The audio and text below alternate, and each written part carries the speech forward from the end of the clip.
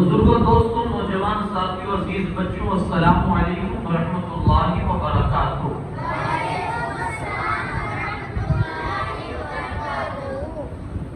الحمد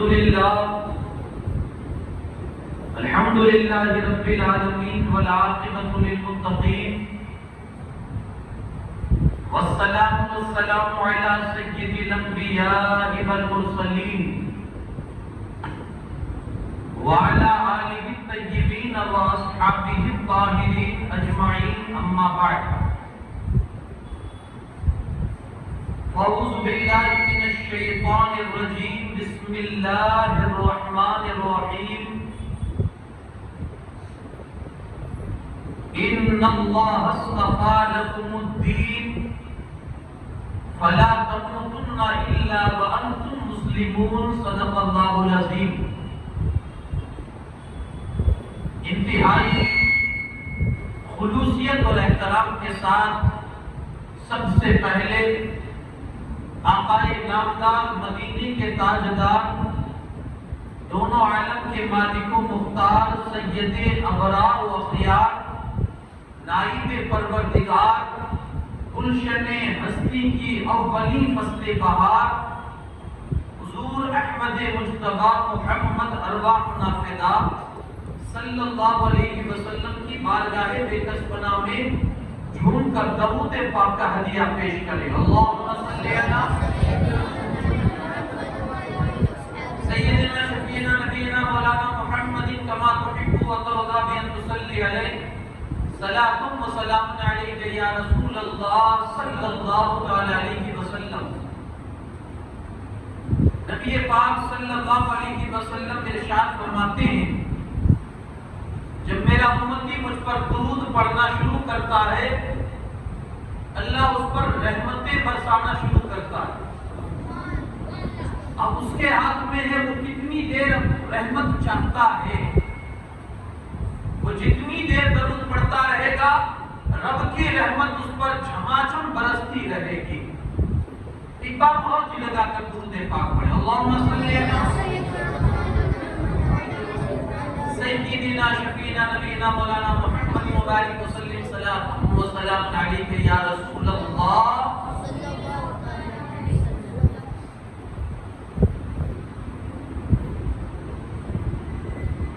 شاعر کہتا ہے، ذکر مدینہ جب کبھی لب پر نکل پڑے، ذکر مدینہ جب کبھی لب پر نکل پڑے، آنسو ہمارے آنکھ سے اکثر نکل پڑے۔ شجر و حجر سب ان کی رسالت میں ہے گواہ، شجر و حجر سب ان کی رسالت میں ہے گواہ، ابو جہل کے خلاف تو کنکر نکل پڑے، ابو جہل کے خلاف تو کنکر نکل پڑے، اور بٹنے لگا جب صدقہ میلاد مصطفیٰ، بٹنے لگا جو صدقہ میلاد مصطفیٰ، تو بھیک لینے کتنے سکندر نکل پڑے، بٹنے لگا جو صدقہ میلاد مصطفیٰ، تو بھیک لینے کتنے سکندر نکل پڑے، اور رب کی رضا یہی تھی کہ پیاسے شہید ہو، رب کی رضا یہی تھی کہ پیاسے شہید ہو، ورنہ حسین چاہے تو کوثر نکل پڑے۔ رب کی رضا یہی تھی کہ پیاسے شہید ہو، ورنہ حسین چاہے تو کوثر نکل پڑے۔ اور گونج اٹھا شور نعرے تکبیر چار سو، گونج اٹھا شور نعرے تکبیر چار سو، جس وقت رنگ میں فاتح خیبر نکل پڑے، وقت رنگ میں فاتح خیبر نکل پڑے۔ ایک بار اور کی لگا کر درود پاک پڑھ دے،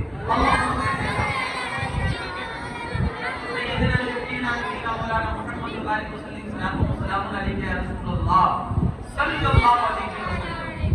حضرات، آج ہماری اور آپ کی عید میلاد النبی کی یہ تیسری مجلس،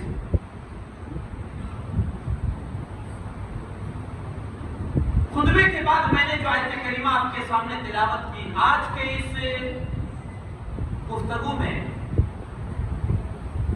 صحابہ کرام کی دین کی خاطر جو قربانیاں کی انشاءاللہ وہ عرض کرنے کی کوشش کروں گا. ایک وہ بھی تھے جو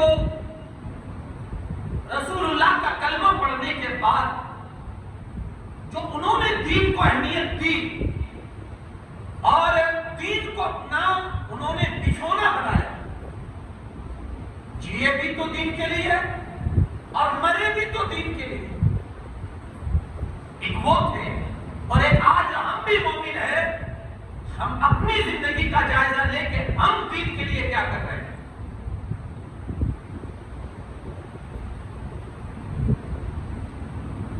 میں نے جو آیت کریمہ تلاوت کی اللہ کریم ارشاد فرماتا ہے اور اس میں ایک باپ کی وصیت ہے اپنے بیٹوں کے لیے. جو آیت میں کریمہ میں نے پڑھی وصیت کیا ہے؟ وَوَصَّى بِهَا إِبْرَاهِيمُ بَنِيهِ وَيَعْقُوبُ يَا بَنِيَّ إِنَّ اللَّهَ اصْطَفَىٰ لَكُمُ الدِّينَ فَلَا تَمُوتُنَّ إِلَّا وَأَنْتُمْ مُسْلِمُونَ. ابراہیم علیہ السلام نے اپنے بیٹوں کو وصیت کی تھی میرے بیٹوں اللہ نے تمہارے لیے دین اسلام کو پسند کر لیا ہے. ہماری پسند نہیں ہے. اس کا کروڑ احسان ہے کہ اس نے ہزاروں مذہب کو چھوڑ کے دنیا میں ہزاروں مذہب پل رہے ہیں. انگنت مذہب پل رہے ہیں دنیا کے اندر. لوگ کیسے کیسے مذہب پال رہے ہیں اسے ہمیں مطلب نہیں ہے.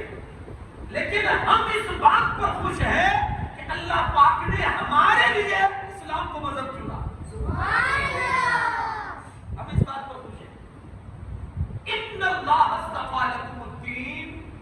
اللہ فرماتا ہے تمہارے لیے اللہ نے دین پسند کیا ہے. تو اب تمہارا کام کیا ہے؟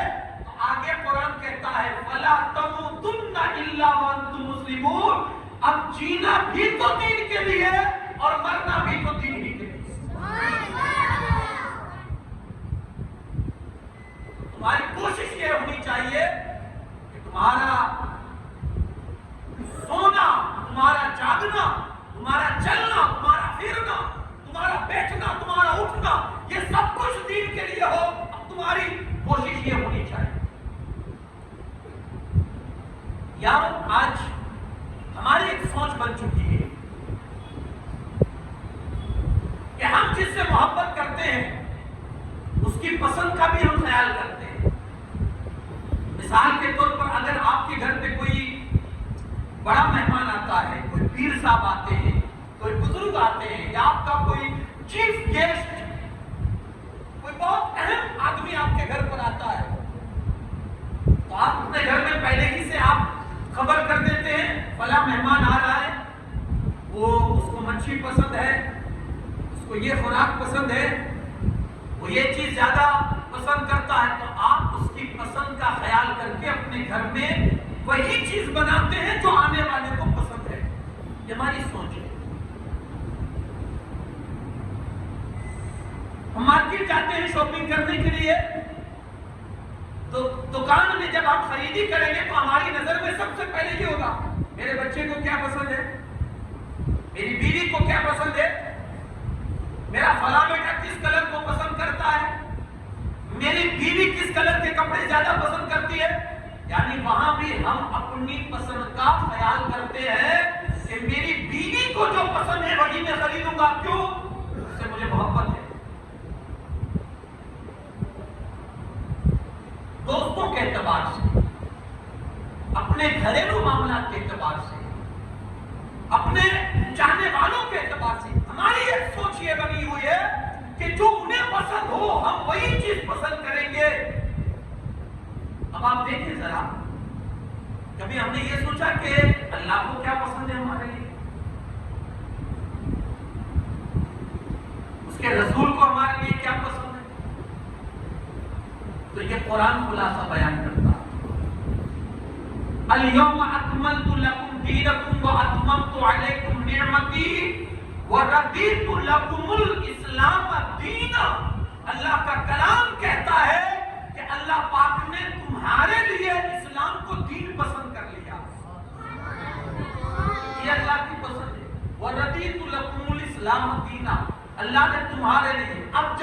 اللہ نے ہمارے لیے دین کو پسند کیا ہے ہمارے لیے، تو وہ دین ہمارے لیے کتنا بہتر ہوگا جو رب نے پسند کیا۔ ہم نے ہر کسی کی پسند کا خیال کیا، اب اللہ کی پسند کا ہمیں کتنا خیال کرنا چاہیے جو دین اس نے ہمارے لیے پسند کیا۔ لیکن یارو رونا اس چیز کا ہے کہ جو دین اللہ نے ہمارے لیے پسند کیا ہے وہ اگر عام زندگی میں دیکھیں نا، ہماری زندگی میں، تو وہ دین ٹمٹماتے ہوئے چراغ کی طرح آپ کو نظر آئے گا۔ جیسے چراغ بجھنے کے قریب ہوتا ہے تو اس کی صورت کیا ہوتی ہے؟ ٹمٹماتا ہے، بجھنے کے قریب ہے۔ آج دین ہماری زندگی میں ایسے ہی ہے، بس وہ بجھتے چراغ کی طرح، کب بجھ جائے کسی کو اندازہ نہیں، کب ختم ہو جائے۔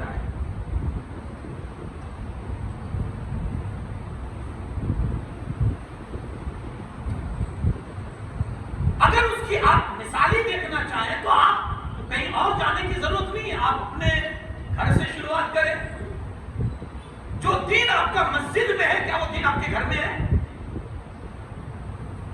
جس قسم کے آپ مسلمان مسجد میں ہو کر رہتے ہیں کیا وہی مسلمان آپ گھر میں بن کے رہتے ہیں؟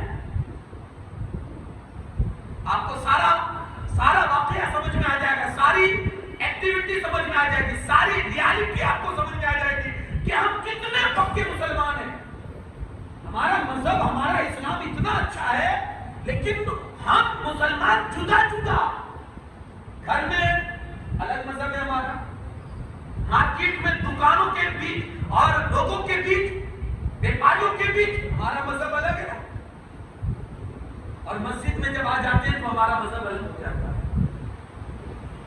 یہاں تک کہ یارو جب ہمارے گھر شادی ہوتی ہے نا، تو شادی میں بھی اگر آپ دین کو تلاش کرو گے نا، اسلام کو، دین کو، تو پوری شادی میں اگر وہ 4 دن کی ہو، 5 دن کی ہو، 10 دن کی ہو، تو پورے شادی کے اندر دین ہم کو صرف اور صرف ایجاب و قبول کے ٹائم نظر آئے گا، جب مولانا دلہے کو قبول کرا رہے ہیں۔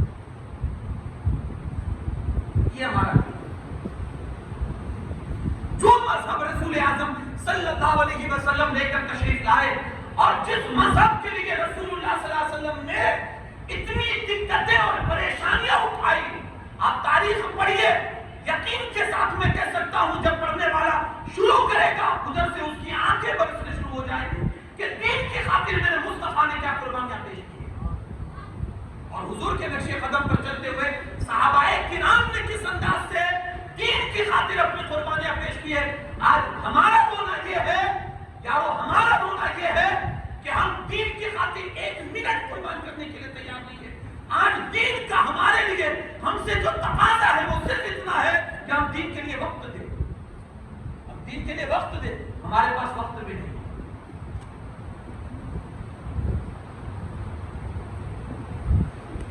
رونا یہی ہے۔ اب میں صحابہ کرام کی زندگی آپ کے بیچ رکھتا ہوں۔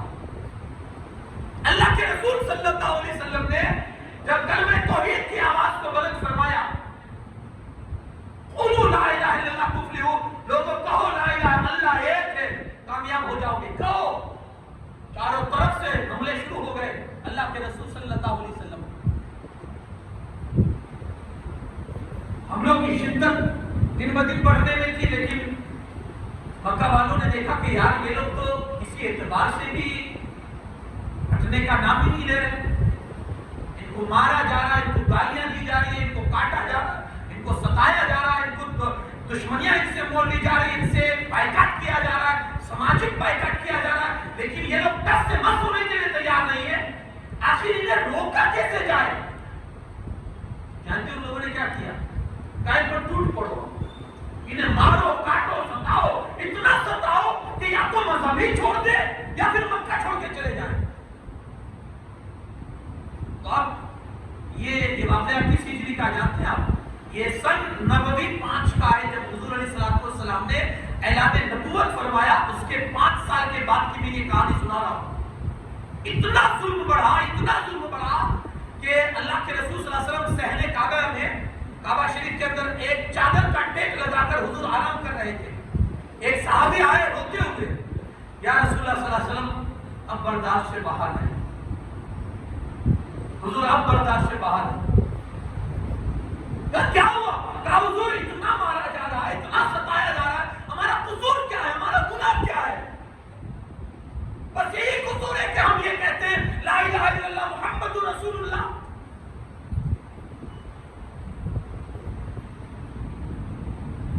کبھی ایک سجدہ اس شکر میں بھی اللہ سے کرنا کہ تم سے آج تک اس کلمے کی قیمت نہیں وصولی گئی ہے، لیکن یارو اتہاس پڑھو، لوگوں نے اس کلمے کی کتنی بڑی بڑی قیمتیں چکائی ہے۔ آج ہم جو اس مسجد کے اندر ایسیوں سے لگی ہوئی مسجد کے اندر آج اگر ہم سکون سے سجدہ کرتے ہیں تو یہ صحابہ اور اہل بیت کی قربانیوں کا صدقہ ہے۔ کبھی اس لیے بھی اللہ کو سجدہ کرنا میرا مناظرہ شکر ہے کہ ہم نے آج تک کلمے کی قیمت نہیں چکائی۔ وہ تھے جنہوں نے گھر دے کر، جان دے کر، اولاد دے کر، تن من وار کر کے اسلام کو اچھی شکل میں ہم تک پہنچایا۔ ان کی قربانیوں کا نتیجہ اور وسیلہ ہے کہ آج بہت بہترین اسلام جی رہے ہیں، بہت ایزی اسلام، بہت آسان اسلام آج ہم جی رہے ہیں۔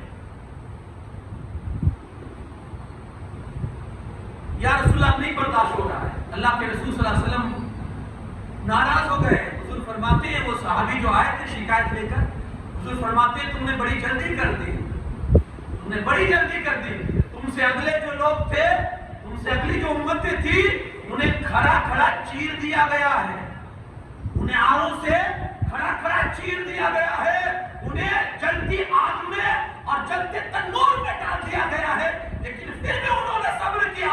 صبر کرو، انشاءاللہ میرے رب کی مدد ضرور ہمارے بیچ آئے۔ اور لوگوں نے دیکھا کہ جب بدر ہوئی اللہ پاک نے آسمان سے فرشتوں کو مدد کے طور پر نازل فرمایا۔ یہ صحابہ کی قربانیاں تھیں۔ اب اس کے سامنے جب ہم اپنی قربانیاں دیکھتے ہیں تو شاید 0/0 ہوگی اگر صحابہ کی قربانی، لیکن رونا اس وقت آتا ہے کہ اتنی قربانیوں کے باوجود جب ہمارا بے غیرت انسان جب اس صحابہ کے بارے میں گستاخی کرتا ہے نا، روٹے کھڑے ہو جاتے ہیں کہ نادان تم نے دین کی خاطر کچھ نہیں کیا، وہ سب کچھ کر کے بیٹھے ہیں اور تم پر مجھے اٹھاتا ہے۔ اب کیا کیا وہ آپ سنیں۔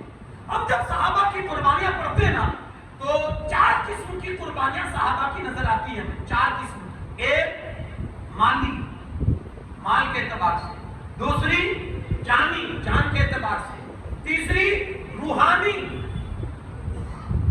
یعنی ایموشنل، کر کے تکلیف دینا، ایموشنلی جس کو کہتے ہیں بلیک میل، ایموشنلی بلیک میل، اور ایک ہے خواہشات کی قربانی، اپنی پسند کی قربانی۔ اب میں خلاصتاً ایک قربانی آپ کی 20 صحابہ کی رکھوں، اس لیے میں کہہ رہا ہوں تاکہ اس دین کو ہم تک پہنچانے میں جو صحابہ کا اہم رول رہا ہے ہم ان کی قربانیوں کو بھی زندگی بھر یاد رکھیں۔ تو انہوں نے ہمارے لیے کیا کیا صحابہ نے، اور دین کی خاطر وہ تو جیتے تھے رسول اللہ صلی اللہ علیہ وسلم کے لیے اور دین کے لیے، ان کا جینا مرنا۔ ہاں یارو میں نے کل بتایا وہ کیسے لوگ تھے، رسول اللہ کی صحبت نے ان کو کیسا ہیرا بنا دیا، اور پھر انہوں نے حضور کے صحابی ہونے کا حق کیا ادا کیا، یہ بھی اتہاس میں لکھا ہے۔ اور اتہاس کے پنوں پر یہ داستان بھی لکھی ہوئی ہے کہ صحابہ نے صحابہ ہونے کا حق کیا ادا کیا۔ اب مالی اعتبار سے اگر آپ دیکھیں گے صحابہ کی قربانیاں تو ہم سب سے پہلے نام لیں گے سیدنا صدیق اکبر کا۔ مسلمان ہوئے، 40,000 دینار ان کے پاس تھے، 35,000 درہم مکہ المکرمہ میں اسلام کی خدمت کی خاطر خرچ کر دیے، اور 5,000 جو بچے تھے وہ مدینہ میں تشریف لائے تو وہ 5 بھی رسول اللہ کے قدموں پر نشاور گئے۔ ایک وقت تو ایسا آیا پورے گھر کا ساز و سامان اٹھا کر بارگاہ رسالت میں لائے، اللہ کے رسول صلی اللہ علیہ وسلم نے ابو بکر کے سامان کو دیکھا، حضور پوچھتے ہیں ابو بکر اتنا سب کچھ اٹھا کر لے آیا تو گھر پہ بھی تو کچھ چھوڑ کے آیا ہوگا؟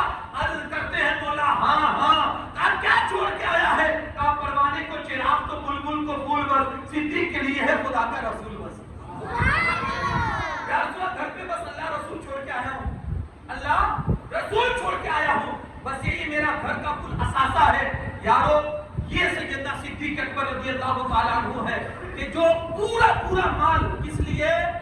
دین کے خاطر، دین کو ترقی دینے کے خاطر، دین کو فروغ دینے کے خاطر، دین آگے بڑھے اس کے خاطر اپنا کل اثاثہ وہ لا کر حضور کے قدموں پر نچھاور کرتے تھے۔ اسی طرح آپ دیکھیں ایک دن ایسا ہوا، صحابہ اکرام بیٹھے ہوئے ہیں، سیدنا صدیق اکبر بھی بیٹھے ہوئے، جبرائیل امین حاضر خدمت ہوئے۔ اللہ کے رسول صلی اللہ علیہ وسلم کی بارگاہ میں جبرائیل امین آئے اور آ کر اللہ کا سلام پیش کیا۔ اللہ آپ کو سلام کہتا ہے اور کہتا ہے کہ ابو بکر سے پوچھو کہ کیسا لباس پہن کر بیٹھے ہیں۔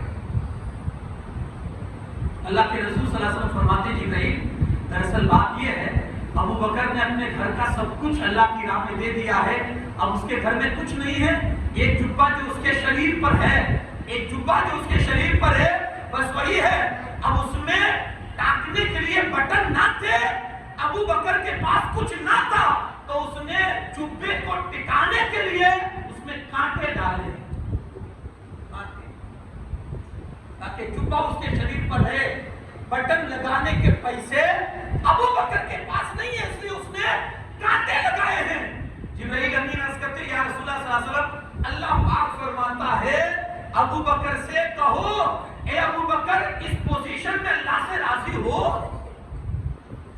یہ جو صورت تمہاری ہے کہ گھر کا گھر لٹا کے اللہ کی راہ میں دے کر اس کے دین کے لیے دے دیا، اب جو یہ تمہاری حالت ہو چکی ہے کہ ایک جبہ بھی تمہارے پاس ایسا نہیں ہے جس میں بٹن ہو، وہ جبہ بھی جو تمہارے پاس ہے اس میں تم نے کانٹے لگائے ہیں اس جبے کو ٹکانے کے لیے، بتاؤ کیا اس صورت میں اللہ سے راضی ہو؟ ابو بکر رونے لگے، عرض کرتے ہیں مولا میں اس خدا سے کیسے راضی نہیں ہوگا، میں تو ہر حال میں اللہ سے راضی ہوں۔ یارو جبرائیل امین کہتے ہیں اللہ پاک فرماتا ہے اے جبرائیل جا کر ابو بکر سے کہہ دو میرے حبیب کے وسیلے سے ابو بکر سے کہہ دو اے ابو بکر خوش ہو جا، اللہ دنیا میں بھی تجھ سے راضی ہو گیا اور آخرت میں بھی تجھ سے راضی ہو گیا۔ یہ وہ قربانی کی دین کی خاطر۔ اب دل پر ہاتھ رکھ کے بتائیں ذرا، گھر میں تجوری جا کر کھولیں کتنے جوڑی ہیں؟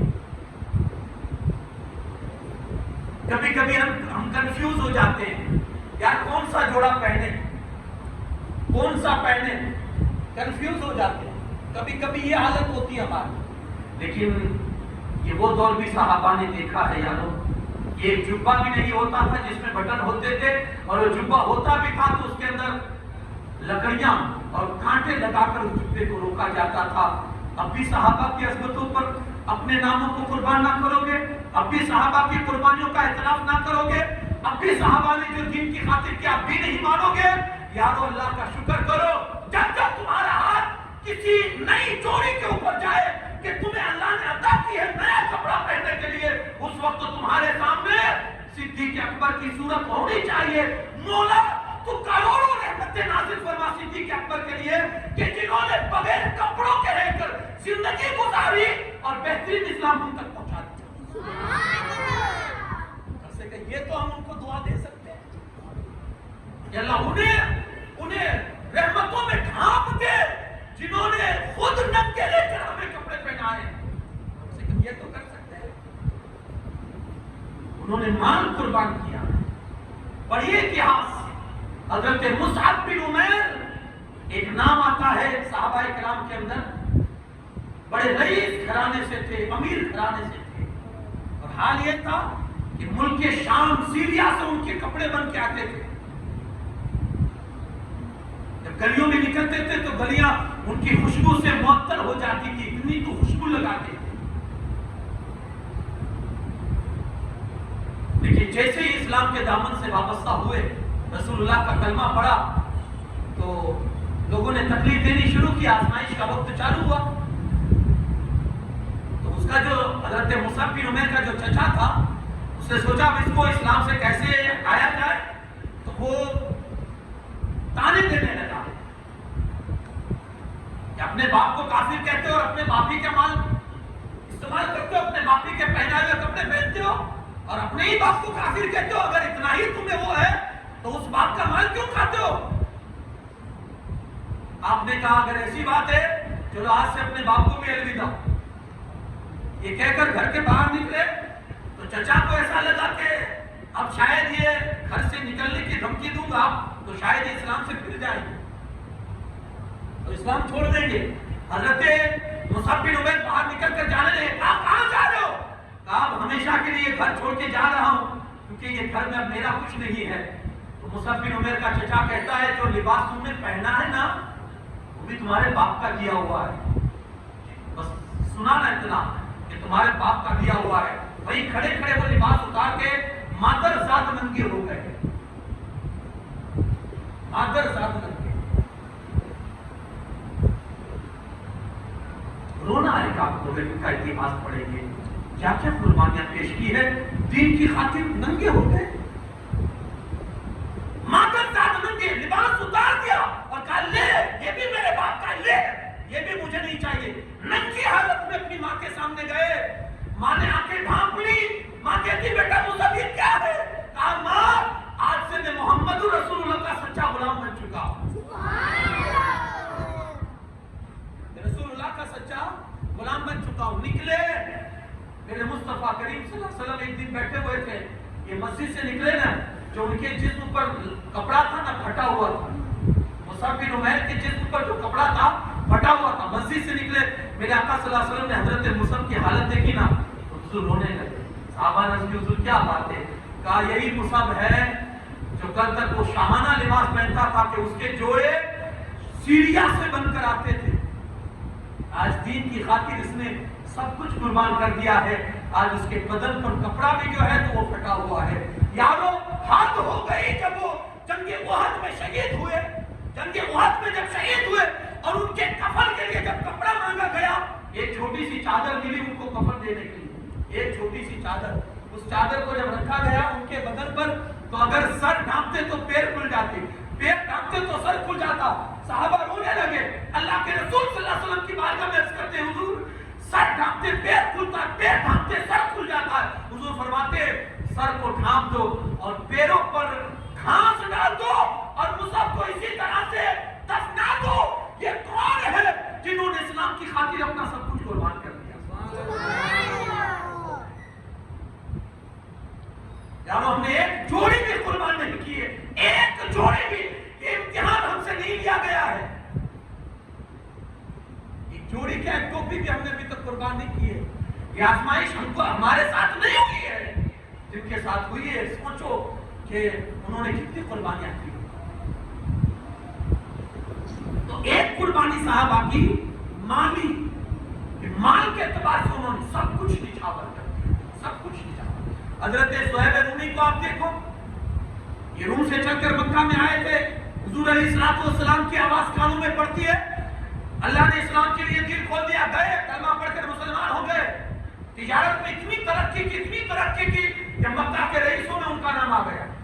جب ہجرت کا حکم ہوا اور ہجرت کرنے کا مدینہ کی طرف جانے کا مسلمانوں کا آرڈر آ گیا تو یہ بھی اپنا مال سامان لے کر مکہ سے مدینہ کی طرف نکلے. تو مکہ والوں نے رکاوٹ ڈالی. کہاں جا رہے؟ مکہ چھوڑ کے جا رہا ہوں. ہجرت کا حکم ہو چکا مدینہ. کہا جب تم ہمارے شہر میں آئے تھے مکہ والوں نے کہا تو خالی ہاتھ آئے تھے. تمہارے پاس کچھ نہیں تھا. ہمارے گاؤں میں تم نے کمایا. ہمارے شہر میں سب کچھ دولت بنائی. اب ہماری دولت کو لے جا کر ہمارے دشمنوں سے ملو گے اور پھر ہم پر حملہ کرو گے. ہم ایسے تمہیں نہیں جانے دیں گے. وہ سب حضرت صہیب رومی کہتے تمہیں کیا چاہیے؟ تم دولت کے پیچھے ہو کہ میں نے دولت کمائی ہے اور یہ دولت یہ میرا سب کچھ ہے. اگر یہ دولت تمہیں درکار ہے میں اپنی ساری دولت تمہیں دے رہا ہوں. مجھے چھوڑ دو. مجھے جانے دو. آپس میں لوگ مکہ والے باتیں کرنے لگے. جب دولت دے کر جا رہے تو ان سے ہمیں کیا مطلب ہے؟ ان کو جانے دو. ان کی دولت لے لو. ان ظالموں نے دنیا کے کتوں نے دولت پر قبضہ کیا. صہیب رومی کو چھوڑ دیا. خالی ہاتھ مکہ میں آئے تھے. آج ہجرت کر کے خالی ہاتھ مکہ سے جا رہے ہیں. جیسے مدینہ میں پہنچے اللہ کے رسول صلی اللہ علیہ وسلم نے دیکھا صہیب رومی آئے ہیں. حضور نے فرمایا ربی ہا یا صہیب ربی ہا یا صہیب ربی ہا یا صہیب. اے صہیب تم نے بہت بڑی کامیابی حاصل کر لی. ہم اپنی عقل سے دیکھتے ہیں اپنی عقل سے سوچتے ہیں تو ہم مجبور ہو جاتے ہیں کہ یار صہیب سب کچھ کما کے آئے تھے. صہیب سب کچھ قربان کر کے آئے تھے. اور میرے مصطفیٰ فرماتے ہیں صہیب بہت کامیابی کا سودا کر کے آئے ہو. بہت منافع کا سودا کر کے آئے ہو کہ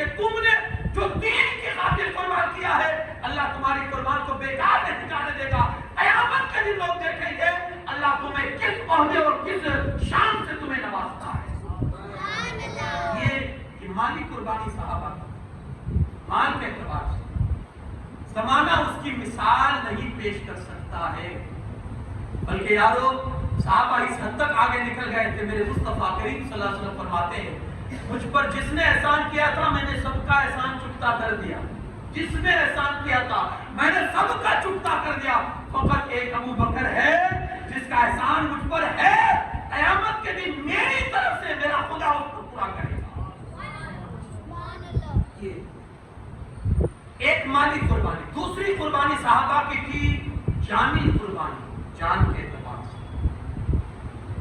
دیکھو مالی قربانی آسان ہے، ہمارے اندر بھی بہت سارے ایسے لوگ ہوتے ہیں مال دے کر چھٹکارا کر لیتے ہیں، اب تم جانو تمہارا کام جانو۔ اور کچھ لوگ ہوتے ہیں جیسے یہ مجلسی ہے، اب جو 12 دن تک جو مسلسل کھڑے ہو کر اس کی ہینڈلنگ کرتے ہیں، ہے نا، اب وہ کیسے کرتے ہیں وہ وہی جانتے ہوں، کہ اسلام میں رکاوٹیں بہت آتی ہیں، کچھ تعریف کرنے والے ہوتے ہیں تو کچھ سنانے والے بھی ہوتے ہیں، اس میں الزام بھی لگتے ہیں، تانے بھی لگتے ہیں، کیونکہ اچھے کام میں شیطان پھر بہترین رکاوٹیں ڈالنے کی کوشش کرتا ہے۔ تو کچھ لوگ کیا کہتے ہیں بھائی کون جھنجھٹ میں پڑے، لو روپیہ لو ہمیں معاف کرو۔ جان کی اعتبار سے مالی قربانی آسان ہے، مال کی قربانی کر دیتے ہیں۔ اگر کوئی یہ کہ بھائی صحابہ نے مال کی قربانی دی تو کہتے ہیں آج لوگ دے رہے مال کی قربانی، لیکن صحابہ نے جان کی بھی قربانی دی۔ کیسی قربانی دی؟ آپ ایک صحابی کے آپ واقعات اور قصے پڑھیں گے تو آپ کو احساس ہو جائے گا۔ میں یہاں پہ ایک سجیشن دوں گا کہ جب کبھی ظلم و ستم آپ کے اوپر اس وجہ سے ہو کہ آپ مسلمان ہو، کبھی آپ کو ٹارچر کیا جائے اس وجہ سے کہ آپ مسلمان ہو، آپ کلمہ پڑھتے ہو، تو میں ایک سجیشن آپ کو دوں گا کہ صحابہ کی تاریخ پڑھو۔ میں گارنٹی کے ساتھ کہتا ہوں اگر آپ نے صحابہ کا اتہاس پڑھا اور تاریخ پڑھی نا، اللہ آپ کے ایمان کے اندر جذبہ اور قوت پیدا فرما دے گا، ہمت آ جائے گی، کیونکہ انہوں نے ایسا اسلام جیے وہ، اور انہوں نے وہ اسلام کے لیے وہ اس طرح سے جیے۔ میں آپ کو بتاؤں ایک صحابی حضرت خبیب، دنیا کا وہ پہلا انسان اور صحابی جس کو سولی پر چڑھایا گیا تھا اس جرم کی وجہ سے کہ وہ رسول خدا کو مانتا تھا، سولی پر چڑھایا۔ روتے کھڑے ہو جاتے ہیں جب ان کی شہادت لوگ پڑھتے ہیں، روتے کھڑے ہو جاتے ہیں۔ یہ کون صحابی؟ حضرت خبیب بن عدی، خبیب بن عدی نام ہے ان کا۔ یہ کون صحابی ہے؟ یہ جنگ بدر میں بھی رسول اللہ کے ساتھ تھے، جنگ احد میں بھی حضور کے ساتھ تھے،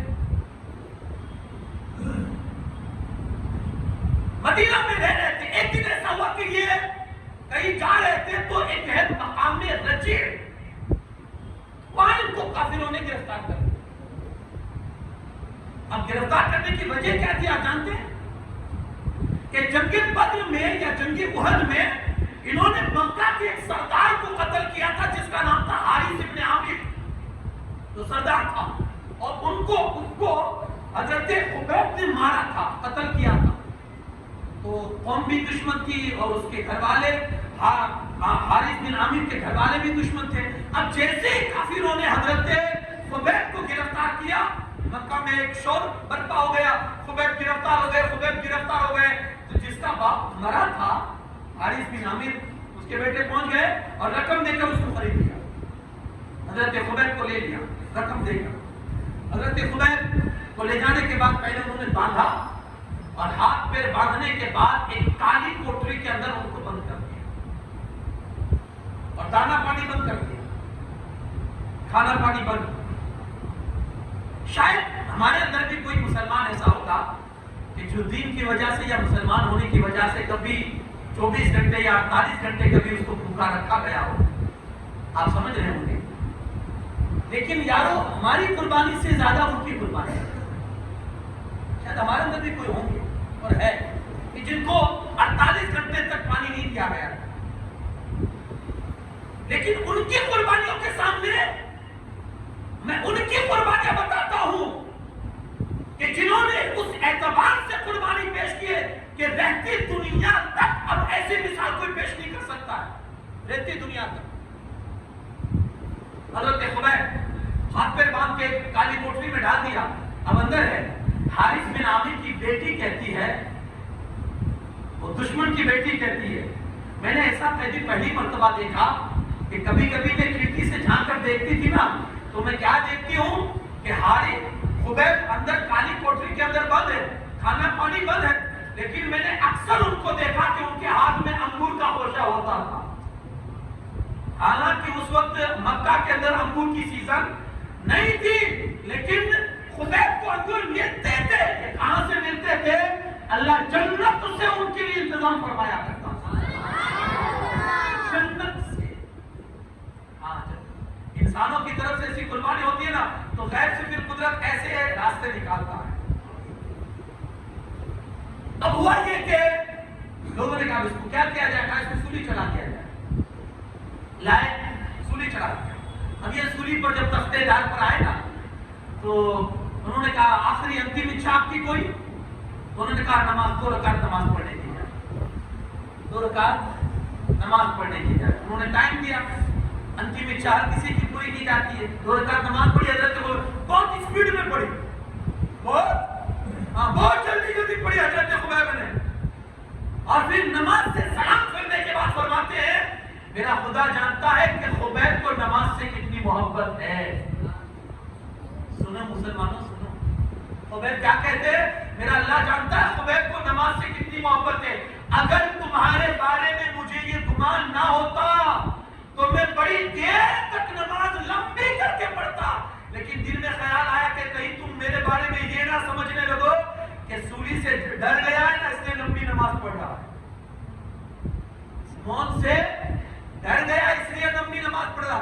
یہ ڈر میرے ذہن میں یہ آیا کہ کہیں تم یہ نہ سمجھنے لگو، اس لیے میں نے نماز بڑی جلدی سے پڑھی ہے، چلو مجھے سولی چڑھاؤ۔ جب سولی پر ان کو لایا گیا سولی چڑھانے کے لیے، تو آنکھیں بند کر کے مدینہ کا رخ کرتے ہیں اور اللہ رب العزت کی بارگاہ میں دعا کرتے ہیں، مولا اس وقت میرے پاس کوئی نہیں ہے کہ میں اپنا سلام تیرے حبیب کے پاس پہنچا دوں، مولا یہ کام تو ہی کر دے کہ اس کے امتی کا آخری سلام تیرے حبیب کے دربار میں پہنچا دے۔ یہ تو سچائی ہوتی ہے نا، کہتے ہیں نا عشق ہوتا ہے نا، تو عشق پہاڑ چیڑ کر بھی اپنی داستان پہنچا دیتا ہے۔ اب وہ عشق سچا تھا۔ آپ دیکھو رسول پاک صلی اللہ علیہ وسلم صحابہ کے ساتھ مدینے میں بیٹھے ہیں، اچانک کیا ہوا، حضور کھڑے ہوئے اور کھڑے ہونے کے بعد کہتے ہیں وعلیکم السلام۔ صحابہ حیرت میں، کسی نے سلام نہیں کیا، مجلس جمی ہوئی ہے، کوئی کچھ بات نہیں ہے۔ صحابہ نے عرض کیا یا رسول اللہ، اچانک بیچ مجلس میں کسی نے سلام بھی نہیں کیا اور آپ جواب دے رہے ہیں۔ رسول پاک صلی اللہ علیہ وسلم فرماتے ہیں میرا ایک عاشق کے صادق سولی پر چڑھا ہوا ہے اور اس کو سولی چڑھایا گیا ہے، ابھی اس کو سولی دینے کے لیے لوگ تیار ہیں، ابھی وہ سولی چڑھا دیا جائے گا۔ اس کے پاس کوئی اپنا نہیں تھا کہ وہ مجھ تک سلام پہنچائے۔ اس نے ہوا سے کہا، رب نے ہوا کے ذریعے مجھ تک اس کا سلام پہنچا دیا۔ ہوا کے ذریعے رب نے مجھ تک اس کا سلام پہنچا دیا۔ حضرت خبیب رضی اللہ تعالیٰ عنہ کا سلام رسول پاک صلی اللہ علیہ وسلم تک پہنچا۔ اس کے بعد ان کو سولی چڑھا دیا گیا، سولی چڑھا دیا گیا۔ رسول پاک صلی اللہ علیہ وسلم فرماتے ہیں ہے کوئی جو خبیب کی لاش کو صحیح سلامت مکہ سے مدینہ لے آئے، میں اسے جنت کی خوشخبری سناتا ہوں۔ ہے کوئی؟ کیونکہ حضور جانتے تھے کہ یہ ظالم اس کے ساتھ بے دردی کا سلوک کریں گے اور اس کو ستائیں گے، حضور جانتے تھے۔ یارو جب ان کی قربانی پڑھتے ہیں، سولی پر تو چڑھا دیا، جانتے ہو سولی کے پر چڑھنے کے بعد کتنے دن کے بعد لاش اتری؟ 40 دن تک سولی پر لاش لٹکتی رہی، 40 دن تک۔ خدا کی قدرت دیکھیے، آدمی 3 دن میں اس میں بیڈ اسمیل اور بدبو شروع ہو جاتی ہے۔ ہاں خدا کی قدرت دیکھیے، 40 دن ہو چکے تھے، خبیب کی لاش مبارک سے خوشبو پھوٹتی تھی، اور جیسے تر و تازہ انسان ہوتا ہے، ہاں زندہ انسان کیونکہ قرآن کہتا ہے وَلَا تَقُولُوا لِمَنْ يُقْتَلُ فِي سَبِيلِ اللَّهِ أَمْوَاتٌ، جو رب کی راہ میں مرتے ہیں وہ شہید ہوتے ہیں، اور شہید مردہ نہیں، ہمیشہ زندہ ہوا کرتے ہیں۔ تو جیسے تورو تازہ بالکل لاش کی، حضور علیہ السلام نے یہاں فرمایا ہے کوئی جو خبیب کی لاش کو صحیح سلامت لے آئے؟ جنت کی بشارت سناتا ہوں اس کو۔ حضرت زبیر حضرت مقداد کھڑے ہو گئے، یا رسول اللہ ہم جاتے ہیں۔ حضور نے دعا فرمائی، دونوں نکلے، چھپتے چھپاتے دن میں چھپ جاتے تھے، رات میں سفر کرتے تھے، وہاں پہنچے جہاں حضرت خبیب کی لاش لٹکتی تھی۔ تنہے تنہا نہیں تھی، 40 سوار تھے جو اس لاش کی سیکیورٹی میں تھے، حفاظت میں تھے کہ کوئی لاش کو لے نہ جائے۔ 40 سوار تھے، 40 فوجی سو رہے تھے۔ رات کے سمے پہنچے حضرت زبیر اور حضرت مقداد، اور وہ سوار وہ جو فوجی تھے وہ سو رہے تھے۔ انہوں نے اطمینان سے لاشیں کو اٹھایا، اور اٹھانے کے بعد آرام سے لیا، اور تیز رفتاری کے ساتھ وہ نکل گئے۔ کچھ دوری چلے تھے کہ ان فوجیوں کو پتہ لگ گیا کہ کوئی لاش لے گیا ہے، اٹھے اور انہوں نے پیچھا کیا۔ حضرت زبیر آگے گھوڑا دوڑاتے جا رہے حضرت خبیب کا لاشا لے کر۔ ان کو جب محسوس ہوا کہ ہم پکڑے جائیں گے اور لاشا ہم کو دینا پڑے گا، تو جانتے انہوں نے کیا کیا؟ لاشے کو ایک صاف زمین پر نیچے رکھ دیا۔ لاشے حضرت خبیب کے لاشے کو ایک صاف زمین پر رکھ دیا۔ جیسے زمین پر رکھا اور آپ دونوں دور ہو گئے، حضرت زبیر اور حضرت مقداد دور ہو گئے۔ خدا کی قدرت دیکھیے، جیسے لاشے کو زمین پر رکھا نا، اللہ پاک نے زمین کو حکم دیا، زمین پھٹی اور لاشا زمین کے اندر چلا گیا، زمین نے لاشے کو نگل لیا۔ اب وہ لوگ آئے، دیکھا کہ لاشا تو کہیں نہیں ہے، اور لوگوں کے ہاتھ بھی خالی ہے۔ اب یہ بھی مجاہد تھے، تلواریں نکال کر کھڑے ہو گئے۔ حضرت زبیر کہتے ہیں ہم دونوں شیر ہیں، اگر کوئی اپنی خیر نہ چاہتا ہو تو ہمارے سامنے آئے، ورنہ ہمارا راستہ صاف کر دے، ہمیں جانا ہے مدینہ۔ لوگوں نے کہا ہم جس کے لیے آئے تھے وہ چیز تو ان کے پاس ہے ہی نہیں، لاشا، تو اب ان سے ہمارا کیا مطلب؟ ان کو جانے دیا۔ لاشا قدرتی طور پر زمین میں غائب ہو گیا، ہمیشہ غائب رہا۔ یارو یہ وہ صحابی ہے جنہوں نے دین کی خاطر اتنی درد بھری داستان رقم کی اور قربانی پیش کی، کس کے لیے؟ دین اسلام صحیح سلامت ہم تک پہنچانے کے لیے۔ حضرت بلال کو تو جانتے ہی آپ، ایک صحابی حضرت خباب بھی ہے، حضرت خباب بن ارد۔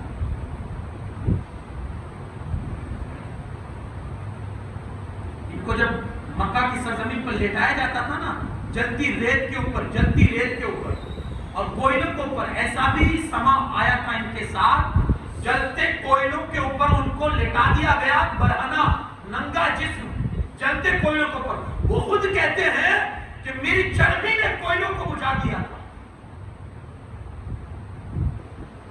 اس کو آپ آسان سزا سمجھتے ہیں،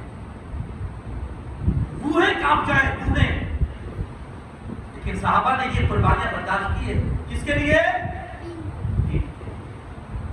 دین کو بچانے کے لیے اور دین کو سربلند کرنے کے لیے۔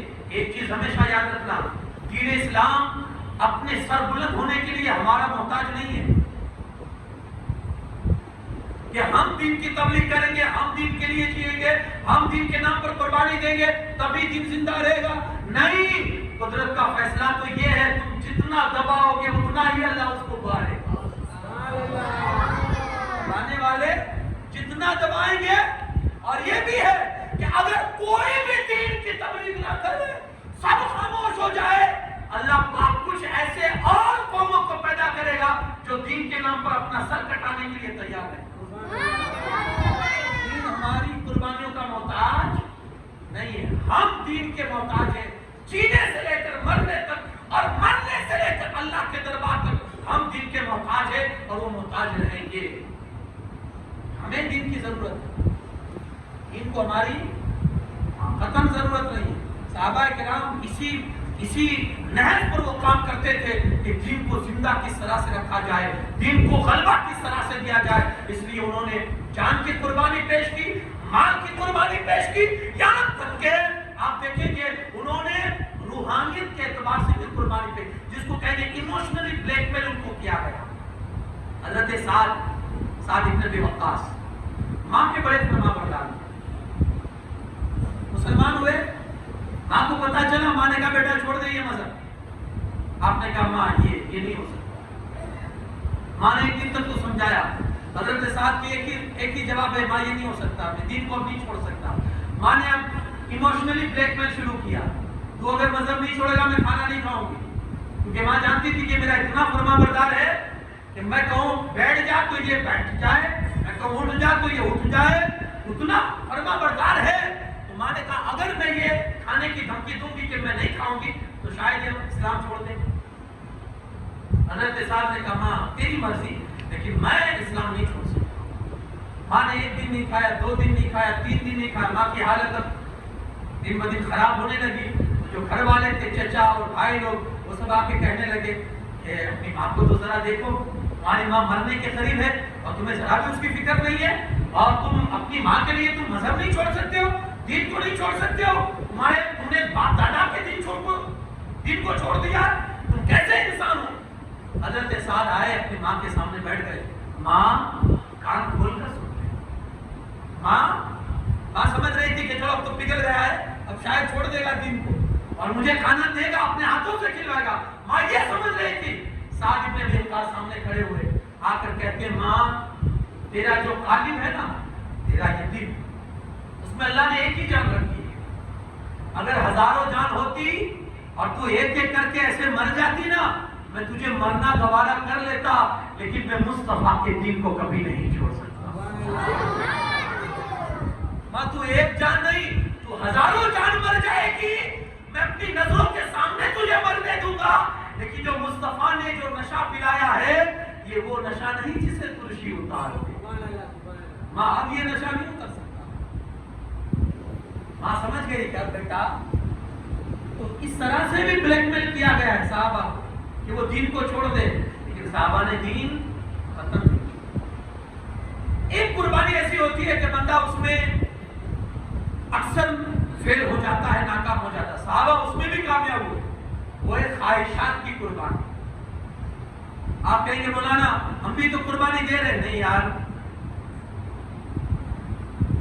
हमने कभी ख्वाहिशात को कुर्बान किया ही नहीं दीन की खातिर। अगर किया होता तो हमारी मस्जिद फजर में आबाद होती। अगर ख्वाहिशात को कुर्बान किया होता तो हमारी मस्जिद फजर में आबाद होती। ये गवाही है इस बात की कि कहीं आधी सब, कहीं 2 सब, कहीं 1.5 सब, कहीं मुक्तदियों का इंतजार किया जाता है। इमाम साहब इंतजार करते हैं मुक्तदी आए तब जाकर तकबीर पढ़ी जाए। ये भी सिचुएशन है। अगर हम ख्वाहिशात की कुर्बानी देते तो ये सिचुएशन हमारे यहाँ मस्जिदों का हाल नहीं होता, मजहब का हाल ये नहीं होता। साहबा ने ख्वाहिशात को भी कुर्बान कर दिया। किसके लिए? दीन की खातिर। एक साहबी हजरत साद का नाम है, शादी नहीं होती थी। क्यों? काले कलोटे थे, कोई लड़की नहीं देता था। हुजूर के पास दरबार में बैठे अल्लाह के रसूल सल्लल्लाहु अलैहि वसल्लम फरमाते साथ शादी क्यों नहीं कर लेते? वो कुछ जवाब नहीं देते। दूसरे दिन फिर आए, फिर हुजूर ने ये सवाल, साथ शादी क्यों नहीं कर लेते? उन्होंने कोई जवाब नहीं दिया। तीसरे दिन आए, साथ शादी क्यों नहीं कर लेता? अब ये मिजाज रसूल जानते थे, समझ गए कि हुजूर शादी करवाना चाहते हैं। तो साहबा का तरीका भी बड़ा अच्छा था। या रसूलुल्लाह सल्लल्लाहु अलैहि वसल्लम आप भी करवा दो ना। हुजूर शादी तो करना, आप भी करवा दो, मुझे कौन देगा? अल्लाह के रसूल सल्लल्लाहु अलैहि वसल्लम फरमाते हैं जाओ फला साहबी के घर पे चला जाओ, उससे कह दे कि तेरी लड़की के साथ रिश्ता मेरे रसूल ने मेरा भेजा है, अपनी लड़की के साथ मेरा निकाह कर दो। उठे गए, दरवाजा खटखटाया, कौन? कहा फलाना साहबी आया हूं। कहा बोलो क्या बात है? हुजूर अलैहि सलाम ने आपके घर पर भेजा है, आप अपनी बेटी का निकाह मेरे साथ करो। बहुत गरीब थे हजरत साद, बहुत गरीब थे। जो सामने साहबी थे वो नए नए मुसलमान हुए थे। वो कहते तुम्हारे पास है क्या? तुम्हारे रहने का घर नहीं है, तुम आने वाली को कहां रखोगे? तुम्हारे खुद के खाने का इंतजाम नहीं है, तो आने वाली तुम लड़की को कहां से खिलाओगे? और तुम शादी करने चले हो, ये रिश्ता मुझे मंजूर नहीं है। तो वो ये कहते हुए खड़े हुए हजरत साद, मैं तो हुजूर को पहले कह रहा था कि मुझे कौन देगा, लेकिन हुजूर ने भेजा तो मैं तुम्हारे यहाँ आ गया। अब ये सारी बात وہ صحابی کی بیٹی پردے کے پیچھے سے سنتی تھی. جیسے ہی باپ نے منع کیا حضرت سعد گھر سے باہر نکلے, جانے لگے. بیٹی نے اندر پردے کی آڑ سے آواز دی, ابا ارے روکو انہیں, روکو, کہیں وہ رسول اللہ تک نہ پہنچ جائے. کہا بیٹی کیا مسئلہ ہے؟ کہا ابا میں شادی کرنے کے لیے تیار ہوں, میں تیار ہوں. باپ نے کہا بیٹی تو نے اس کی شکل دیکھی ہے؟ اس کی شکل کالی کلوٹی ہے. بیٹا تو نے اس کا گھر دیکھا ہے؟ اس کے پاس خود رہنے کا گھر نہیں, وہ تجھے کہاں رکھے گا؟ اس کے خود کے کھانے کا ٹھکانہ نہیں ہے, وہ تجھے کہاں سے کھلائے گا؟ بیٹی کا جواب سنیے. بیٹی کہتی ہے ابا آپ آنے والے کو دیکھ رہے ہو, میں بھیجنے والے محمد رسول اللہ کو دیکھ رہی ہوں. آپ آنے والے کو دیکھ رہے ہو کہ کیسا ہے, میں رسول اللہ کو دیکھ رہی ہوں کہ بھیجا کس نے ہے. بہرحال وہ صحابی نے اپنی بیٹی کا نکاح کر دیا. ابھی پہلی ہی رات تھی, نکاح ہوا تھا. وہ صحابی حضور کی بارگاہ میں گئے, رسول اللہ نے کچھ ان کو نذرانہ دیا, کچھ تحفہ دیا کہ جاؤ نئی بہو آ رہی ہے, اس کے لیے کچھ خریدی کر لو. مارکیٹ میں گئے خوشبو اور کھجور وغیرہ خریدنے کے لیے. ابھی خریدی کر رہے تھے, ایک آواز بلند ہوئی, اللہ کے دین کے لیے جہاد کا حکم ہوا ہے, چلو نکلو جہاد کرنے کے لیے. یہ صحابی نے جب جیسی آواز سنی, اللہ کے دین کے غلبے کے لیے جہاد کا حکم ہوا ہے, نکلو دین کے لیے, جیسے آواز سنی نا تو وہ جو سامان خریدا تھا دکان والے کو واپس کیا اور تلوار خریدی, نیزہ خریدا, ڈھال خریدی اور گھوڑے پر سوار ہو کر بیٹھ گئے. میدان جہاد میں گئے, جنگ کرتے کرتے شہید ہو گئے. جب سارے لاشیں اٹھا لیے گئے, میرے مصطفیٰ کے سامنے ان کا لاشا آیا.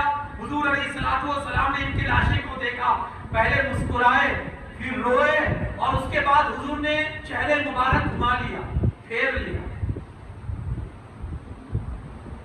صحابہ نے عرض کی یا رسول اللہ صلی اللہ علیہ وسلم, ہم نے دیکھا کہ حضرت سعد کا جب لاشا آیا تو آپ نے پہلے مسکرایا, پھر آپ رونے لگے اور اس کے بعد آپ نے پہلے آپ روئے پھر مسکرائے اور اس کے بعد آپ نے چہرہ گھما لیا, یہ کیا سبب ہوا؟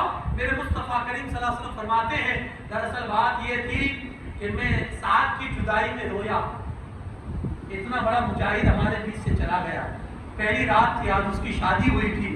برسوں سے جو بیچارہ امنگ لے کر بیٹھا تھا, برسوں سے آس لگا کے بیٹھا تھا, آج شادی ہوئی تھی, ابھی اپنی بیوی سے مل بھی نہیں پایا اور اللہ کی راہ میں جہاد کرتے ہوئے شہید ہو چکا ہے. تو یہ جدائی جو میری ہوئی اس سے میں اس لیے رو رہا تھا اور ہنس اس لیے رہا تھا کہ میں نے دیکھا اللہ پاک نے اس کی شہادت پر جو اس کو مقام عطا فرمایا, وہ مقام کو دیکھ کر میں رشک کر رہا تھا اور میں ہنس رہا تھا. اور جو تم نے دیکھا کہ میں نے چہرہ گھما لیا, وہ چہرہ اس لیے گھمایا کہ اس نے دنیا کی ایک بیوی کو چھوڑی, اللہ نے بہشت اور جنت سے ہزاروں کی تعداد میں حوروں کو اس کے پیچھے لگایا. جب حوریں آ رہی تھی تو حوروں سے شرم کی وجہ سے میں نے اپنا چہرہ گھما لیا. خواہشات صحابہ نے دین کے لیے قربان, خواہشات بڑا ڈیفیکلٹ ہے, بڑا مشکل ہے خواہش کو قربان کرنا, وہ دین کے لیے صحابہ نے یہ قربانی. یارو جو برسوں سے شادی کی امنگ لے کر بیٹھا ہو, شادی ہو اور شادی نہ ہوتی ہو, اچانک اس کی شادی ہو جائے اور اس میں بھی پھر جب بیوی سے ملنے کی ملاقات کا وقت ہو اور اللہ کے دین کے لیے جب وہ بندہ اپنے آپ کو وقف کر دے, یہ قربانی کوئی معمولی قربانی نہیں ہے. یہ قربانی بھی آپ کو صحابہ کی زندگی میں ملے گی. کس اینگل سے ہم صحابہ کرام کی قربانی کو کس اینگل سے دیکھیں یارو, بس یہی ہے کہ صحابہ کرام نے جان کے اعتبار سے, مال کے اعتبار سے, صحابہ کرام نے خواہشات کے اعتبار سے, صحابہ کرام نے جسمانی طور پر آپ دیکھیں گے ایسی قربانیاں پیش کی ہے. آج زمانہ قاصر ہے, ایسی مثالیں آج اب پیش نہیں کر سکتا ہے جو صحابہ کرام نے قربانی دے کر دین کو مضبوط کیا. جو رسول اللہ صلی اللہ علیہ وسلم دعوت لے کر آئے تھے اس دعوت کو مضبوط کیا. اب ہماری ذمہ داری کیا ہوتی ہے؟ زندگی میں جہاں کہیں بھی موقع ملے دین کے لیے آپ کچھ کرنا ہے, دین کے لیے. ہمیں حکم نہیں ہے کہ ہم ابھی حالات کے اعتبار سے کہ ہم دین کے لیے لڑنے کے لیے نکل جائیں, سما نہیں ہے, لیکن کم سے کم ہم اپنے تئیں تو دین کو مضبوط کر سکتے ہیں. شاید میرا یہ جملہ غلط نہیں ہوگا، آج غیروں سے زیادہ نقصان ہم مذہب اسلام کو پہنچا رہے ہیں، غیروں سے زیادہ جتنا نقصان آج غیر نہیں پہنچا رہے ہیں، اس سے کہیں زیادہ نقصان آج مذہب کو ہماری طرف سے، ہمارے کرتوتوں سے اور ہمارے اعمال کی وجہ سے مذہب اسلام کو آج نقصان ہو رہا ہے۔ پہلے وہ دور تھا یارو کہ مسلمانوں کے کردار کو دیکھ کر لوگ مسلمان ہوتے ہیں، ان کو تبلیغ کرنے کی بھی ضرورت نہیں پڑتی تھی، ان کے حلیے، ان کے کردار، ان کے کیریکٹر، ان کی سچائی، ان کی گفتار، ان کی باتوں سے، ان کے چہرے دیکھ کر لوگ کلمہ پڑھتے تھے۔ آج حال یہ ہے کہ ہمارے چہرے دیکھ کر لوگ چہرے گھما لیتے ہیں۔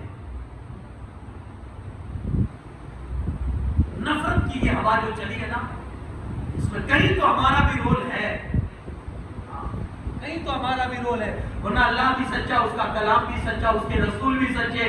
اللہ کا کلام کہتا ہے وَلِلَّهِ الْعِزَّةُ وَلِرَسُولِهِ وَلِلْمُؤْمِنِينَ، عزت اللہ کے لیے، اس کے رسول کے لیے اور مومنوں کے لیے ہے، یہ اللہ کا کلام کہتا ہے۔ پھر آج ہم ذلیل و رسوا کیوں؟ کہیں چل کے ہمارا رول، اپنے آپ کو ذلیل کرنے میں ہمارا رول کہیں چل کے ہے، ڈھونڈے کہ وہ کہاں ہے۔ یارو کھڑے ہو جائیے اسلام کے لیے، بہت بڑی دولت ہے جو اللہ پاک نے ہمیں عطا فرمائی ہے، وہ ہے دین اسلام کی۔ صحابہ کرام اس کے لیے مر گئے، اس کے لیے مٹ گئے، اس کے لیے قربان ہو گئے، اس کے لیے اپنا تن من سب کچھ نچھاور کر دیا اس مذہب کی بقا کے لیے، اس مذہب کو سر بلند کرنے کے لیے۔ میں آپ کو بتاؤں، جب رسول اعظم صلی اللہ علیہ وسلم مکہ المکرمہ شریف سے ہجرت کر کے مدینہ تشریف لائے اور مکہ والوں نے حملے کرنے کی سازش کی کہ چلو مدینہ پر حملہ کر دیں۔ حضور مدینہ میں نئے نئے تھے، پتہ نہیں مدینہ والے سپورٹ کریں گے یا نہیں۔ اللہ کے رسول صلی اللہ علیہ وسلم نے انصار سے مشورہ کیا، تم لوگ کیا کہتے ہو؟ مکہ والے حملہ کرنے والے ہیں، ہم کیا کریں؟ مدینہ والوں کا جواب سنے آپ۔ ہاں، کوئی مدد سیکھے، مدد کرنا سیکھے، وفاداری اگر سیکھنی ہے کوئی مدینہ والوں سے سیکھے۔ انصاریوں نے جواب دیا، یا رسول اللہ صلی اللہ علیہ وسلم، ہم موسیٰ علیہ السلام کے امتی جیسے نہیں ہیں کہ انہوں نے اپنے نبی سے کہہ دیا تھا تم جانو تمہارا رب جانے، بلکہ ہم تو آپ کے پیچھے پیچھے رہیں گے یہاں تک کہ اپنی اونٹنیوں کو دبلی کر ڈالیں گے، آپ کے پیچھے پیچھے رہیں گے۔ اور یہ بھی جملہ کہا تھا انصاریوں نے کہ جیسے ہم اپنے بیوی بچوں کی حفاظت کرتے ہیں اس سے کئی زیادہ یا رسول اللہ ہم آپ کے جان کی حفاظت فرمائیں۔ اب حضور یہ چاہتے تھے کہ مدینہ سے باہر نکل کر حملہ کیا جائے، تو حضور نے انصار کی طرف ایک نظر دوڑائی اور حضور یہ چاہتے تھے کہ انصار کوئی کھڑا ہو اور ہمت والا کوئی جملہ بولے کہ ہم آپ کے سپورٹ میں، ہم آپ کے ساتھ ہیں۔ تو ایک صحابی کھڑے ہو جاتے، یا رسول اللہ صلی اللہ علیہ وسلم، لگتا ہے آپ ہم سے مخاطب ہو اور آپ کو ایسا لگتا ہے کہ ہم آپ کا ساتھ چھوڑ دیں گے جب جنگ کا وقت آئے گا۔ تو اللہ کے رسول صلی اللہ علیہ وسلم نے فرمایا نہیں نہیں، تم کہتے کیا ہو؟ کہ سب نے ایک زبان ہو کر کہا، یا رسول اللہ صلی اللہ علیہ وسلم، ہم آپ کے پیچھے رہیں گے یہاں تک کہ اگر آپ کسی سمندر کے کنارے پر کھڑے ہو گئے اور اس میں آپ نے اپنا جانور ڈال دیا، ہم یہ نہ دیکھیں گے کہ ہم بچیں گے یا نہیں، ہم بھی آپ کی پیروی کرتے ہوئے اپنا جانور سمندر کے اندر ڈال دیں گے۔ اور یہ جو کہا تھا نا مدینہ والوں نے، انصار صحابہ نے جو کہا تھا نا، وہ پروف کر کے دکھایا کہ جب تک زندہ رہے حضور علیہ الصلوۃ والسلام کے اوپر ایک آنچ بھی انہوں نے نہیں آنی، ایک آنچ انہوں نے بچایا۔ صحابہ نے حضور کی عظمت کو، حضور کی جان، حضور کے عزت کو صحابہ نے بچایا۔ آج ہم کتنا بچا رہے ہیں؟ یہ کو پروف کرنے کی ضرورت نہیں ہے، صرف نعرہ مار دینا ہے نا کہ جب تک جیئیں گے یہ کریں گے، وہ تمہارے نام پر جان قربان ہے۔ اگر یہ نعرہ اگر آپ لگا رہے ہو، میرا تن من دھن سب قربان ہے، یہ نعرہ آپ لگا رہے ہو، اگر آپ سچے ہیں تو آپ لگائیں، لیکن اگر آپ دل میں کھوٹے ہو نا تو خدا نے یہ نعرہ مت لگانا، کیونکہ جس کی بارگاہ میں یہ نعرہ لگاتے ہو نا اس کی نظر سیدھے دلوں پر پڑتی ہے۔ تو آپ ہمیں تو دھوکہ دے سکتے ہو، ہمیں تو دھوکہ دے سکتے ہو، لیکن جس کی بارگاہ میں یہ نعرہ لگا رہے ہو نا، اس سے کوئی چیز چھپی نہیں ہے. ہاں، اس کی نظر سیدھا دل پر ہوتی ہے. ہاں، اس کے سامنے دلوں کے حال بھی پوشیدہ ہوتے ہیں. میرے مصطفیٰ کریم فرماتے ہیں اللہ پاک نے سب کو 2 آنکھیں دی ہے، مجھے 4 آنکھیں عطا فرمائی ہے. 2 آنکھیں میرے سر میں ہے اور 2 آنکھیں اللہ پاک نے میرے دل میں عطا فرمائی ہے.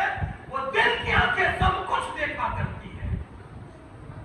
تو کم سے کم اگر یہ نعرہ لگاتے ہو تو اس بارگاہ میں بھی اس بارگاہ میں تو ہم کو سچا پروف کرنا پڑے گا اپنے آپ کو کہ ہم کتنے سچے ہیں. یارو دین کے لیے کچھ کر جاؤ، تاکہ رسول پاک صلی اللہ علیہ وسلم کی بارگاہ میں جب ہماری حاضری ہو تو ہم اپنا سر حضور کے سامنے بلند کر کے اور حضور کے سامنے سر اٹھا کر ہم یہ کہہ سکتے ہیں یا رسول اللہ، آپ کے پیچھے جیسا آپ نے دین کی خاطر آپ نے جو قربانیاں دی، آپ کے صحابہ نے جو قربانیاں دی، حضور ہم نے نقش قدم پر چلتے ہوئے ہم نے بھی ایسی قربانیاں پیش کی ہیں. یارو یہ وہ دین ہے جس کی قیمت کا کبھی ہم اندازہ لگا ہی نہیں سکتے ہیں. ایک دن حضور صحابہ کے بیچ میں سے نکلے تو دیکھا صحابہ کرام بیٹھ کے کچھ کر رہے ہیں. اللہ کے رسول صلی اللہ علیہ وسلم نے فرمایا میرے صحابہ کیا کر رہے ہو؟ یا رسول اللہ صلی اللہ علیہ وسلم، اللہ نے جو دین اسلام دیا ہے نا اس پر اس کا شکر ادا کر رہے ہیں، اس کا شکر ادا کر رہے ہیں. تو اللہ کے رسول صلی اللہ علیہ وسلم فرماتے ہیں میں اپنے حجرے میں تھا، جبرائیل امین آئے اور آ کر بتایا کہ حضور ذرا جا کر دیکھیے صحابہ آپ کے کیا کر رہے ہیں. تو میں نے تمہیں آ کر کے دیکھا، سنو یہاں تم اللہ کا ذکر اور شکر کر رہے ہو کہ اللہ نے دین عطا فرمایا تمہیں. وہاں اللہ فرشتوں کے سامنے تمہاری اس مجلس پر فخر محسوس کر رہا. مسلمان ہو، کتنی مرتبہ اپنے اس دین پر اللہ کا شکریہ ادا کیا ہے. بس یہ آپ سوچیں اور آپ جانیں اور آپ یہ محسوس کریں بہت بڑی دولت سے اللہ پاک نے نوازا ہے. اس کا احساس اور اس کا اندازہ انشاءاللہ قیامت کے دن ہوگا. اللہ پاک اس مذہب کے حفاظت کرنے کی اور اس پر قائم رہنے کی ہمیں توفیق بخشے. اسی پر ہماری زندگی رکھے اور اسی پر ہمارا خاتمہ فرمائے. صحابہ کرام کی قربانیوں کو سمجھنے کی ہمیں توفیق عطا فرمائے. اور ایک نصیحت آخری کر کے جا رہا ہوں، زندگی میں کبھی بھی کسی صحابی کی شان میں گستاخی مت کرو، کبھی بھی. یارو میرے مصطفیٰ نے جنازے چھوڑ دیے. صحابہ نے کہا یا رسول اللہ آپ کسی کا نماز جنازہ تو آپ کسی کی نہیں چھوڑتے. فرمایا اس کے دل میں میرے صحابی کی دشمنی ہے اور میں ایسے جنازے نہیں پڑھتا جو میرے صحابہ کا دشمن ہو. میرے مصطفیٰ کریم فرماتے ہیں لوگوں تمہارا احد پہاڑ کے برابر سونا اللہ کی راہ میں خیرات کرنا، سونا، اور میرے صحابی کا ایک مشت جو یا آٹا اللہ کی راہ میں دینا، فرماتے ہیں وہ آٹا تمہارے سونے سے زیادہ بھاری ہے. یہ مقام صحابہ. اللہ ان کی عظمت سمجھنے کی توفیق عطا فرمائے، کہ سننے سے زیادہ عمل کی توفیق بخشے. وما علینا الا البلاغ المبین. السلام علیکم.